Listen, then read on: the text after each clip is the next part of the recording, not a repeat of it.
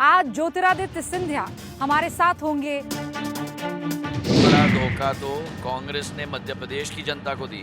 आज अम्मा राजमाता साहब को ललकारा था,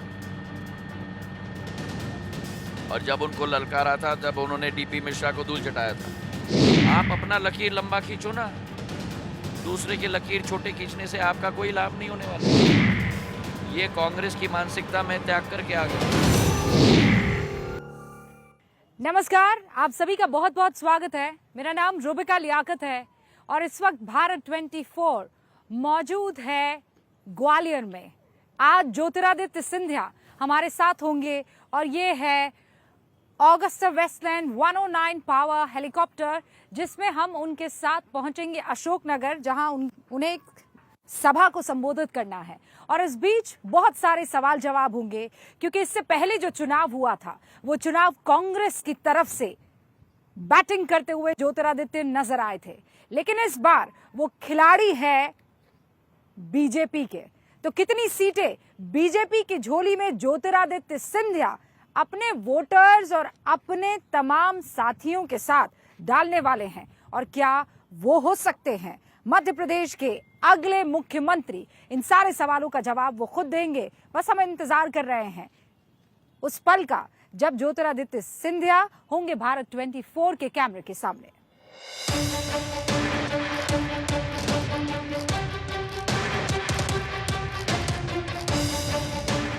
और इस वक्त ज्योतिरादित्य सिंधिया जी खुद हमारे साथ मौजूद हैं। हम हेलीकॉप्टर में सवार हैं और जो अगला पड़ाव है, जो अगली सभा है, वो अशोकनगर में होने वाली है।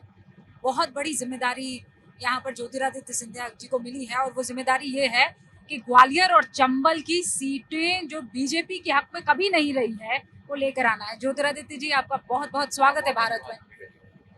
अब 2018 में जब आप कांग्रेस के लिए प्रचार करते थे, तब आपके पूरे के पूरे रीजन में 27 सीटें आई थी, 26 सीटें। और इस बार आपके पास बीजेपी का झंडा है और पूरा आपका इलाका है। टैली में बदलाव आप देख रहे हैं? मेरा पूरा विश्वास है कि इस चुनाव में भी भारतीय जनता पार्टी का परचम केवल ग्वालियर चंबल में नहीं, लेकिन पूरे मध्य प्रदेश में लहराएगा, और पूर्ण बहुमत के साथ भारतीय जनता पार्टी की सरकार 5वीं बार मध्य प्रदेश में बनने जा रही है। कांग्रेस और बीजेपी दोनों ही पार्टियों से आप चुनाव लड़े हैं। आपसे बेहतर मुझे लगता है कोई इस सवाल का जवाब नहीं दे पाएगा। चुनाव लड़ने को लेकर दोनों ही पार्टियों के अप्रोच में आपको अंतर लगा है? जमीन आसमान का अंतर है। भारतीय जनता पार्टी में कोई नेता नहीं, भारतीय जनता पार्टी में हम सब कार्यकर्ता हैं, और कार्यकर्ता के रूप में ही हम लोग काम करते हैं। आप कितने भी बड़े नेता हो, आम कार्यकर्ता के रूप में आपको जमीन पर काम करना होगा। उसी भावना के साथ एक एक व्यक्ति भारतीय जनता पार्टी का लगता है, नंबर 1। नंबर 2, कि जहां तक चुनाव की बात है, जो एक एक कार्यकर्ता को जिम्मेदारी दी जाती है, उस जिम्मेदारी का निर्वाह करना उस कार्यकर्ता का धर्म बनता है। और यहाँ एक बॉटम अप स्ट्रक्चर है, जिसके तहत अनुशासन के आधार पर कार्य किया जाता है। लेकिन कांग्रेस के लीडर्स तो ये कह रहे हैं कि आपके जाने से उनको एक बड़ा फायदा हुआ कि वहां गुटबाजी खत्म हो गई। अब गुटबाजी यहाँ बीजेपी में शुरू हो गई। अगर ये कह रहे हैं कि वहां गुटबाजी खत्म हो रही है, तो पावर ऑफ अटर्नी क्यों दिया जा रहा है एक पूर्व मुख्यमंत्री से दूसरे पूर्व मुख्यमंत्री को, कि मुझे जितने भी गालियां मिल रही हैं आप लीजिएगा मेरे बिहाफ पे? अगर गुटबाजी खत्म हो रहा है, एक पूर्व मुख्यमंत्री कह रहे हैं कार्यकर्ताओं को, जाके दूसरे पूर्व मुख्यमंत्री के कुर्ते फाड़ो। ये शीश नेतृत्व के स्तर पर है, तो आप अनुमान लगा सकते हो कि अगर ये शीश नेतृत्व के स्तर पे है, तो जमीन पे कितनी गुटबाजी होगी। पुतले फूके जा रहे हैं, गालियां दी जा रही हैं। वो ये भी कह रहे हैं कि ज्योतिरादित्य सिंधिया ने सौदा किया है। अगर 2018 में वो धोखा नहीं देते, सौदा नहीं करते, तो 5 साल कांग्रेस की सबसे बड़ा धोखा तो कांग्रेस ने मध्य प्रदेश की जनता को दी। ये कांग्रेस पार्टी कभी सीखती नहीं है। डीपी मिश्रा जी के समय में भी मेरी हाजी अम्मा राजमाता साहब को ललकारा था, और जब उनको ललकारा था तब उन्होंने डीपी मिश्रा को धूल चटाया था इसी विषय पर, जनता के विषय पर। और जितनी भी मैनिफेस्टो में प्रॉमिसेस की गई थी, सारा का विश्वासघात हुआ और फिर मुझे ललकारा गया। और दूसरी तरफ प्रधानमंत्री नरेंद्र मोदी जी का एक विशाल नेतृत्व, मैं अपना सौभाग्य मानता हूं कि उनके नेतृत्व में कार्य करने का मुझे मौका मिला है। आपको कैसे लगते हैं प्रधानमंत्री नरेंद्र मोदी?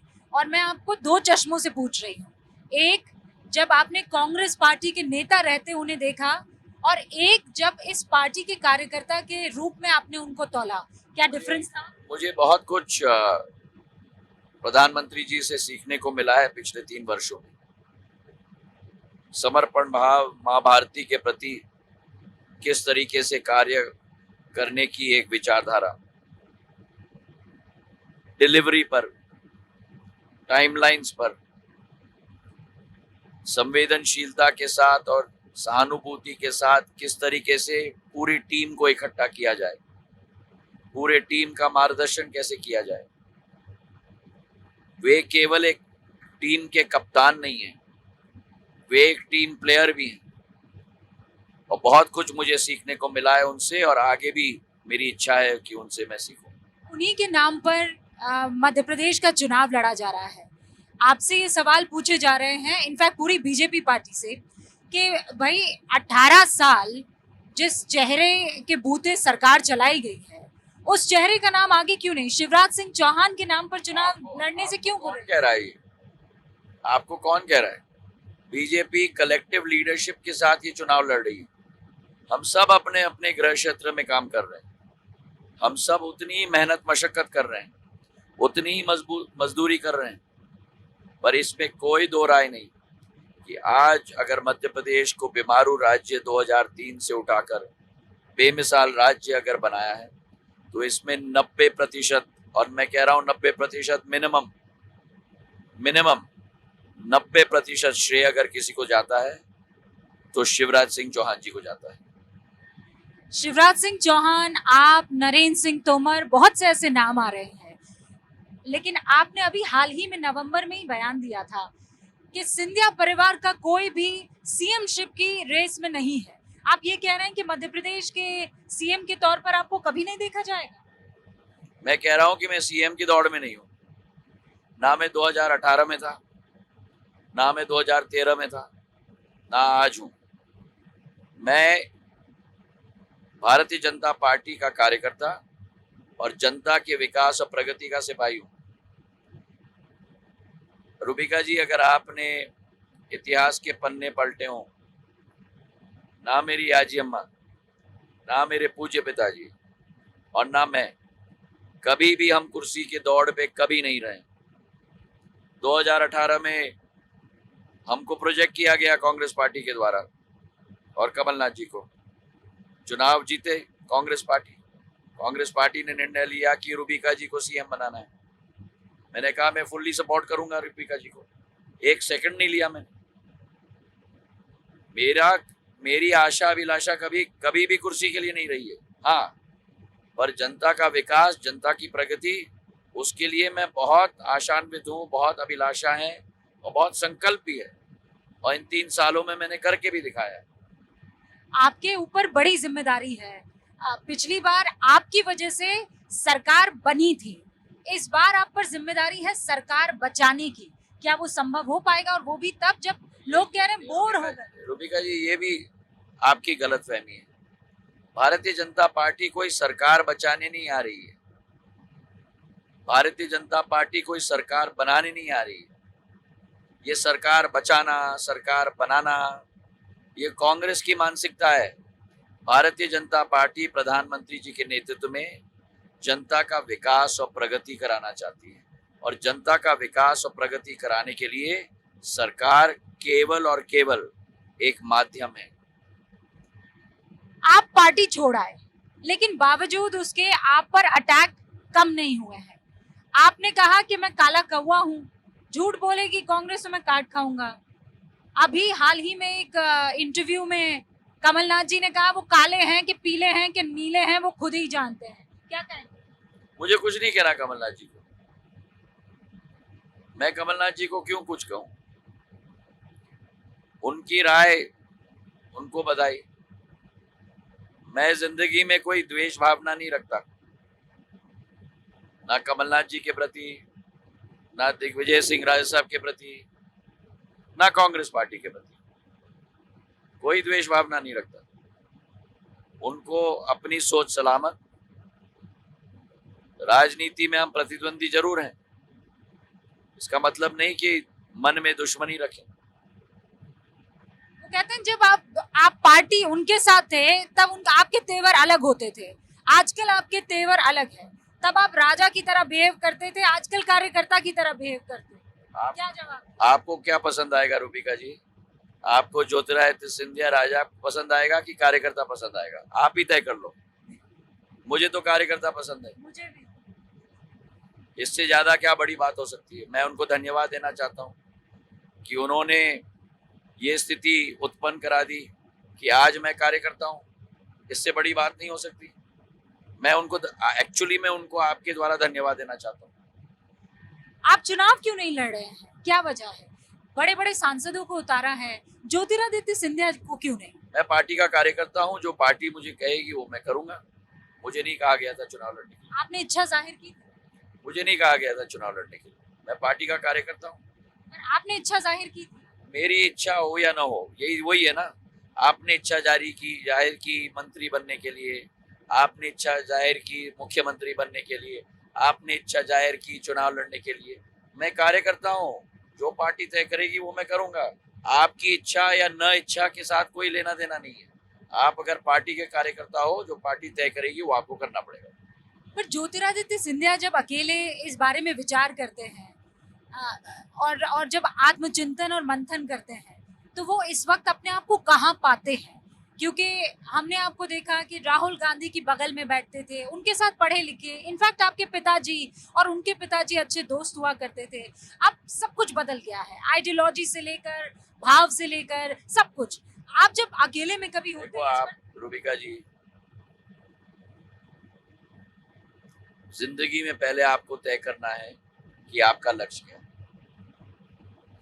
अगर आपका लक्ष्य राजनीति है तो ये सब चीजें जो आप कह रही हैं ये सब मायने रखती हैं। आप मंत्री बने या नहीं, आप मुख्यमंत्री बने या नहीं, आप किसके पास बैठे हो, आप किसके करीब हो। अगर आपका लक्ष्य जनसेवा है तो आपका एक ही लक्ष्य है, आप जनता के करीब रहो, आप जनता के दिल में रहो, आपके पैर जमीन में रहो। और राजनीति केवल एक माध्यम होनी चाहिए, वो जनसेवा का लक्ष्य की पूर्ति करने के लिए। कठिनाई ये है, बहुत सारे लोगों का लक्ष्य राजनीति बन जाता है, जनसेवा नहीं। आपने बहुत दिल पर अपने पत्थर रखा होगा और तब ये फैसला लिया होगा कि अब नहीं, now I have to take a decision. वो कौन सा टर्निंग पॉइंट था जब आपने ये फैसला लिया कि बस? अब मैं अतीत में जाना नहीं चाहता। मेरा अतीत हो गया। मेरे वर्तमान की बात करिए और भविष्य की बात करिए। अच्छा, अगर वर्तमान की बात करूं मैं तो आप जितने साथियों को यहाँ लेकर आए थे उनमें से बहुत छोड़कर चले गए हैं। वजह क्या रही? कोई नहीं गया। कोई नहीं गया। मेरे 22 से 25 साथी जो मेरे साथ आए, जिसमें से 6 कैबिनेट मिनिस्टर्स, सारे के साथ अभी भी यही है भारतीय जनता पार्टी में। ये गलतफहमी फैलाई जा रही है। विधायक रूबिका जी थी, वो चली गई। मंत्री रूबिका जी थी, वो ही चली गई। आप गिन लो उंगली पर, एक एक आज भी भारतीय जनता पार्टी का कार्यकर्ता है। हाँ, कुछ कार्यकर्ता गए, विधायक मंत्री नहीं, कुछ कार्यकर्ता गए। और चुनावी समर में आवागमन तो नॉर्मल बात होती है। अगर हर व्यक्ति की ख्वाहिश तो हम पूरा नहीं कर सकते, टिकट एक ही होता है। अगर रूबिका जी और सिंधिया जी दोनों टिकट हारती हैं, रूबिका जी को टिकट मिल गया, सिंधिया जी को लगा कि दूसरे दल में जाके मुझे टिकट मिलेगा, मेरी शुभकामनाएं उनके साथ। आपके जितने भी साथी यहाँ, जिंदगी में कभी बैर रखना नहीं चाहिए। सभी के लिए दिल में अच्छी भावना रखनी चाहिए, क्योंकि कटुता आप रखोगी, लोगों को गाली दोगी, तो वो कटुता और गाली एक दिन घूम के आपके पास ही आएगी। आप अपना लकीर लंबा खींचो ना, दूसरे की लकीर छोटे खींचने से आपका कोई लाभ नहीं होने वाला। ये कांग्रेस की मानसिकता मैं त्याग करके आ गया हूँ। आप ये कह रहे हैं कि वहां पर मैं की लड़ाई चल रही है? मैं नहीं लगना चाहता। कांग्रेस पार्टी को मेरी शुभकामनाएं, जो करें सो करें। मैं अपनी विकास और जनसेवा के पद पे हूँ, भारतीय जनता पार्टी का कार्यकर्ता हूँ और गर्व से भारतीय जनता पार्टी का काम कर रहा हूँ। क्या चीज इस बार जनता को लुभा सकती है? लुभाने से लुभाने की बात नहीं है, ये यहाँ भी आप गलत हैं। ये लुभाने की बात नहीं है, ये विश्वास की बात है, ये संकल्प की बात है। जनता ने देखा है कि 2003 में 55 वर्ष कांग्रेस के शासनकाल के बाद क्या हाल मध्य प्रदेश का हो गया था।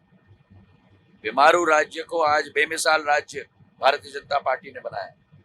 44,000 किलोमीटर की सड़कें थी, आज 5 लाख किलोमीटर की सड़कें। बिजली नहीं होती थी, 5,000 मेगावाट की क्षमता थी ऊर्जा उत्पादन की, आज 30,000 मेगावाट की क्षमता है। पानी नहीं होता था, 7.5 लाख हेक्टेयर भूमि सिंचित थी 65 वर्ष आजादी के बाद, आज 48 लाख हेक्टेयर भूमि सिंचित है। हॉस्पिटल में डॉक्टर नहीं होता था, 7,150 डॉक्टर थे, आज 51,000 डॉक्टर है। ये परिवर्तन आया है।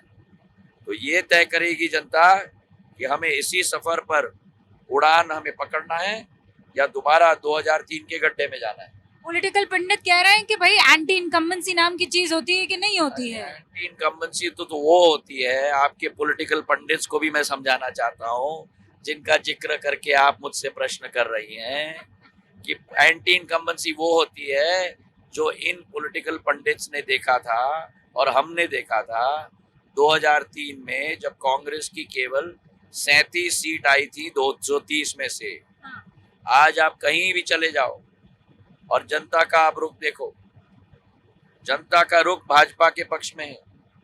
उस जमाने में हम लोग रैली नहीं कर सकते थे, जनता के बीच नहीं जा सकते थे, ये हाल हो गया था। न सड़क, न पानी, न बिजली। वो एंटी इनकम्बेंसी होती है। मैं तो ये कहूंगा कि प्रो इनकम्बेंसी है, एंटी इनकम्बेंसी नहीं। वैसे मैं ये बता दूं कि आपको आवाज में थोड़ी तब्दीली नजर आ रही होगी, इसलिए क्योंकि 2-2 बजे तक इनके मीटिंग से चल रही होती है, जनसभाओं को संबोधित करते हुए हैं। सुबह 5 बजे एक बार फिर से कार्यक्रम इनके शुरू हो जाते हैं और इसीलिए आप वो आवाज जो है इनकी हल्की सी बैठी हुई नजर आ रहे हैं। लेकिन 230 में से कितनी सीट है, अगर मैं आपसे पूछूं? मैं कोई ज्योतिष नहीं हूँ। 2008 में पूछा मुझसे, 2013 में पूछा, 2018 में पूछा। मैं इतना आपको इस बार कह सकता हूँ कि इस चुनाव में भारतीय जनता पार्टी पूर्ण बहुमत के साथ 5वीं बार मध्य प्रदेश में सरकार बनाएगी। हाफ वे मार्क को हम कंफर्टेबली क्रॉस करेंगे। अब उसके बाद कितना अपसाइड है वो जनता तय करेगी। सरकार पूर्ण बहुमत से, जनता के आशीर्वाद से हम लोग बनाएंगे। एक आखिरी सवाल, कमलनाथ जी अपने आप को बहुत बड़ा हनुमान भक्त बताते हैं, रामलला हम आएंगे, उसके बाद वो आपसे कहते थे आप तारीख नहीं बताएंगे। अब तो तारीख भी आ गई है 22 जनवरी। क्या राम और हनुमान भक्त में ये भयंकर लड़ाई दिख रही है आपको इस बार? देखिए, कोई लोग भक्त होते हैं, मैं किसी व्यक्ति विशेष की बात नहीं कर रहा हूँ ना, मैं भगवान राम और हनुमान जी की बात कर रहा हूँ। कोई लोग ये होते हैं जो धार्मिक पर्यटक होते हैं। जब चुनाव आ जाता है एक एक मंदिर का राउंड लेते हैं, 5 साल में गायब। और कई लोग ऐसे होते हैं जो भगवान और धर्म को अपने दिल के अंदर लेकर दिन प्रतिदिन नहीं, लेकिन सेकंड प्रति सेकंड लेके जाते हैं। यही अंतर होता है। केदारनाथ गए राहुल गांधी, आप वो पर्यटन मानते हैं? नहीं, मैंने इसलिए आपको शुरुआत में भी कहा, एक विचारधारा है भारतीय जनता पार्टी की, राष्ट्रवाद की। एक विचारधारा है भारतीय जनता पार्टी के हिंदू धर्म के प्रति। और दूसरी विचारधारा है कांग्रेस पार्टी की, तुष्टीकरण की, धार्मिक पर्यटन की। और यही उनकी सोच विचारधारा हर एक वर्ग के प्रति है।